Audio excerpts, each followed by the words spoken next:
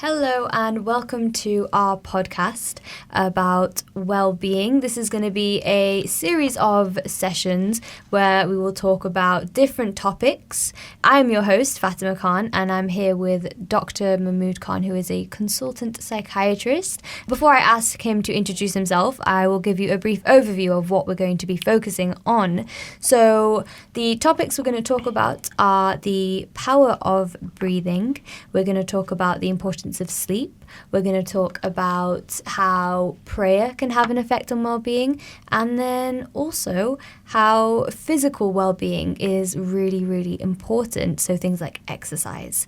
So Dr. Mahmood Khan is sat here with me. Hello, Dr. Mahmood Khan. Thank you very much for being on our show. Please may you introduce yourself. So, thank you, Fatima. So, I'm Mahmood Khan. I'm consultant psychiatrist. I work in Bradford District Care NHS Foundation Trust. Mm-hmm. I've been there, makes me feel a little old actually. I've been there just over 20 years now. Okay, thank you very much. So we're going to go straight into it. As I said before, today's session is on breathing. And, initially when Dr. Khan told me that he could do a whole session on breathing, I was quite surprised because I suppose I did not appreciate the importance of it. So my first question to you, Dr. Khan, is quite a simple question of what is well-being? So on the surface, well-being is something the word we use quite frequently. And lots of people think about it in different ways. If we look up the Oxford Dictionary and look for a definition, well-being is defined as a state of being comfortable, healthy, or happy. So this definition, though, is a little abstract, I suppose, difficult to get your head around. What do I mean by that? Well, there is a huge amount of literature just on what we mean and understand by happiness.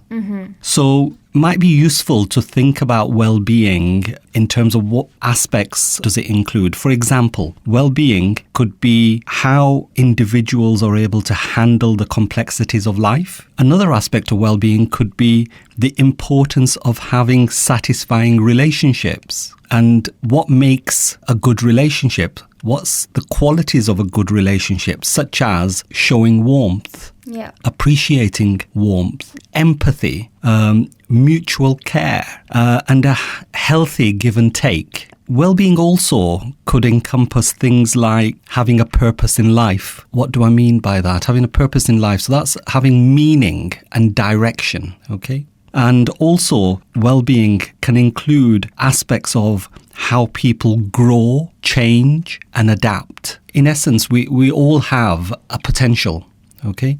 And are we able to reach that potential?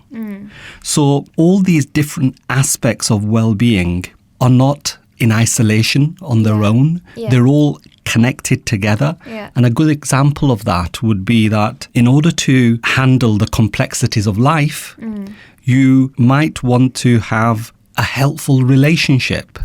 And lots of different kinds of relationships, but the two kind of go hand in hand. Equally, if you haven't got a helpful relationship, it impacts on how you might face the challenges in life. Okay, thank you for that, Dr. Khan. So you've mentioned that a lot of this interlinks, and so what I'd like to ask you next is, generally, we tend to think of well-being in terms of just mental well-being and then physical well-being. But where is the link between these two? How can they affect each other? And how important is this effect that they can have on each other? So people tend to separate out mental well-being and physical well-being. But in reality, they're not separate. Okay, they actually work together. So the mind informs the body, and the body informs the mind. So it's actually one holistic system, I suppose. And we have a lot more emphasis, I suppose, in healthcare these days, especially on the importance of holistic care and the impact that it has. So in today's session, as I mentioned before, we are focusing on breathing and the importance of breathing and the power that it has to influence our mental well-being. So firstly, breathing, why is it important? It's something that we unconsciously do, and I suppose a lot of people haven't really given it a lot of thought. So can you explain to the listeners why it is so important? So to state the obvious, if Fatima, you and I weren't breathing, we wouldn't be alive. Yes. That's how important it is. Yes. So, and this sounds really simple, but our breathing connects our mind and body. Okay? And ultimately, our breathing influences the way we feel. So if we begin to be more aware of our mind, body, and breathing, it's really the foundation to better well-being. It's the foundations to having a better life. However, generally people focus more on their physical well-being compared to their mental well-being. Mental well-being is often neglected. And this partly comes from the fact that we take breathing for granted. Thank you very much for that, Dr. Khan. So my next question is, why should people be more aware of their breathing? So there's a huge amount of research that's been done and ongoing in relation to breathing. Both the physiology of breathing, the biochemistry of breathing, the psychology of breathing, huge amounts of research.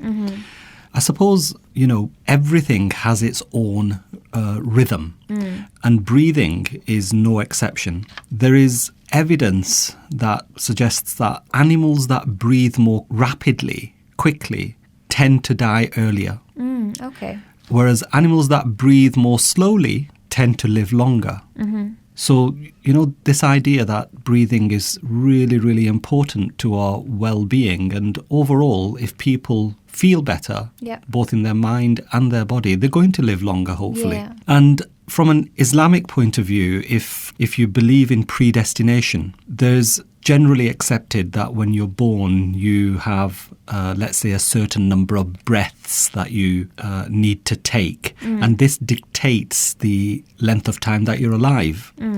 So if the number of my breaths that I'm meant to take is fixed, this is really important. I still have a choice and a responsibility to look after each breath. And more importantly, not just look after it, but how I want to use that breath. So becoming more aware of our breathing helps us to realize that our breathing connects us to the way we think, the way we feel, and the way we move.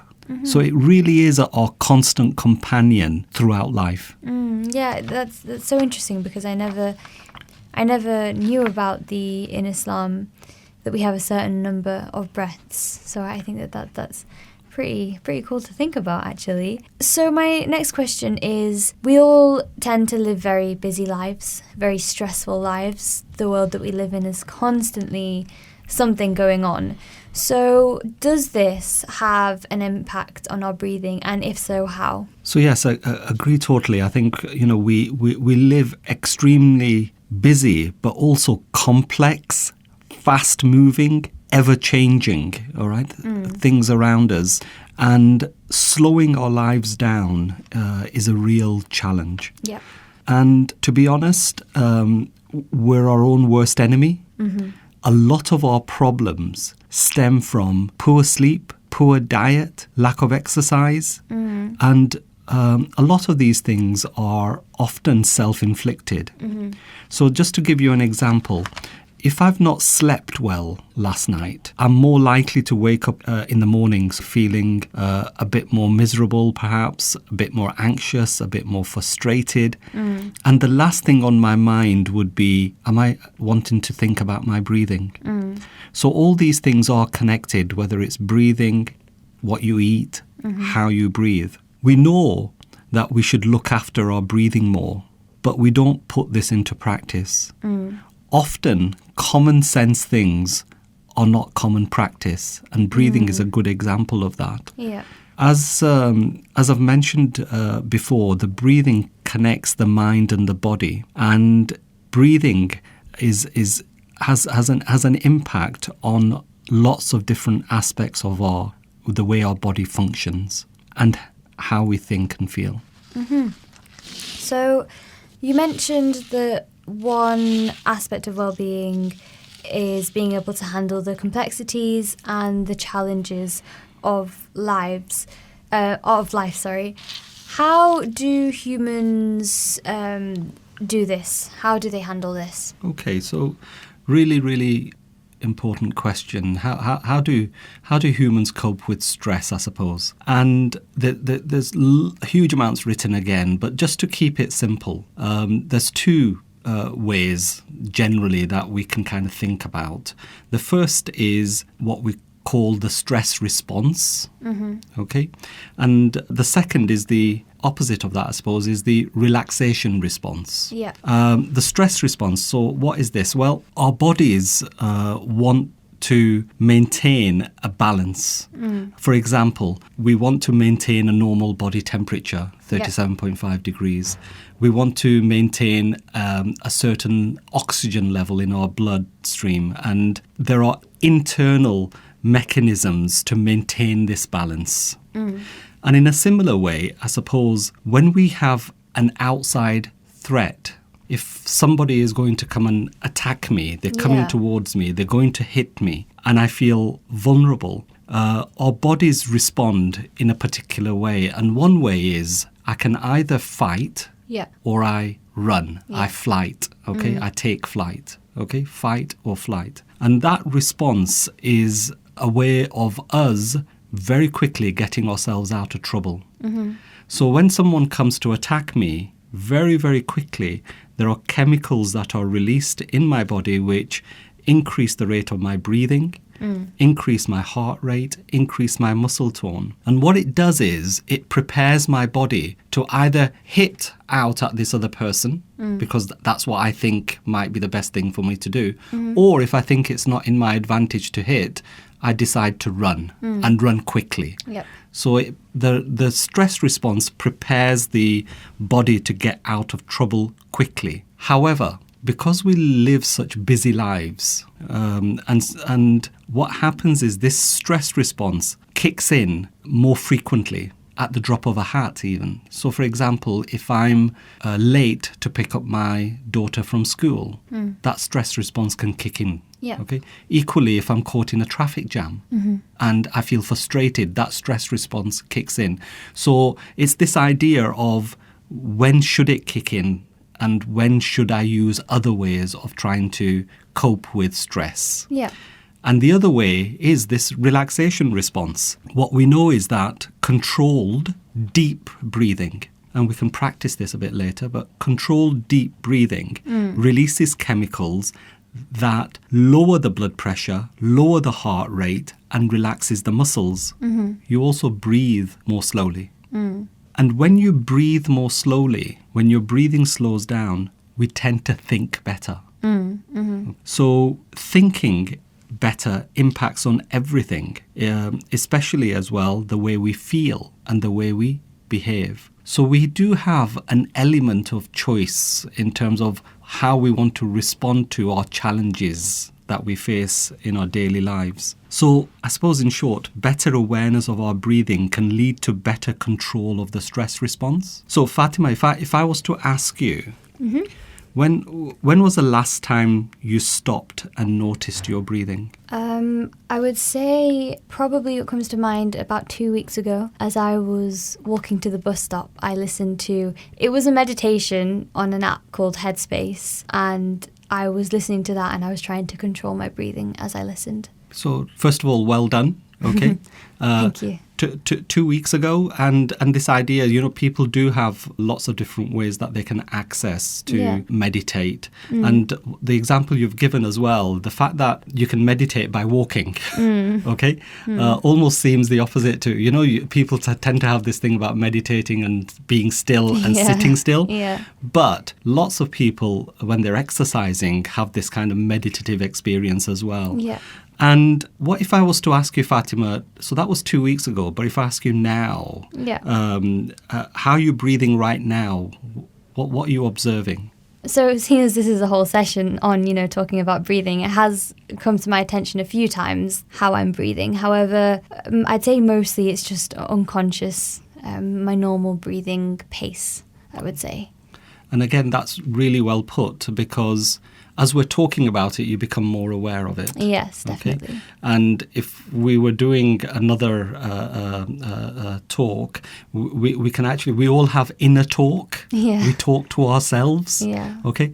The science says roughly we talk to ourselves every 11 seconds. Yeah. Okay? But the idea that when we're talking about it, you can talk to yourself and become more aware of your breathing can really impact in terms of how you begin to then manage your breathing better. Yeah. But are you breathing through your nose or your mouth? When I think about it a bit, I tend to breathe through my nose and my mouth, because I've heard that breathing through your nose, in through your nose and out through your mouth, is better for you. However, I'd say most of the time it's in and out of my mouth. Okay. And lots of people do that. And are you noticing anything else in terms of your chest moving or your tummy moving? I don't necessarily notice it until you mention it, I would say, but when you mention it, definitely my shoulders and my stomach moving up and down. And have you made a connection between your breathing and how you feel? My breathing and how I feel. You're talking about in this moment Yes. now? I'd say that I'm relatively calm in this moment, so I wouldn't say I've thought about it how it's making me feel too much, because I'm already feeling quite relaxed in this space at the moment. Okay. Yeah.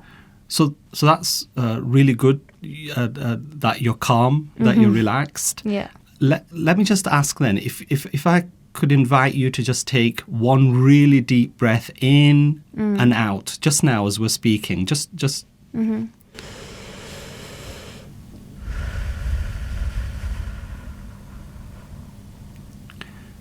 Yeah. How does that make you feel? Surprisingly, that little bit more relaxed. Yeah. So the idea that you were already relaxed and fairly comfortable, but the fact that one breath had made you feel more relaxed. Yeah, just a little bit more at ease. Yeah. And I think just looking at you now as you were taking that, your posture has changed as well. Yeah, it does. Okay.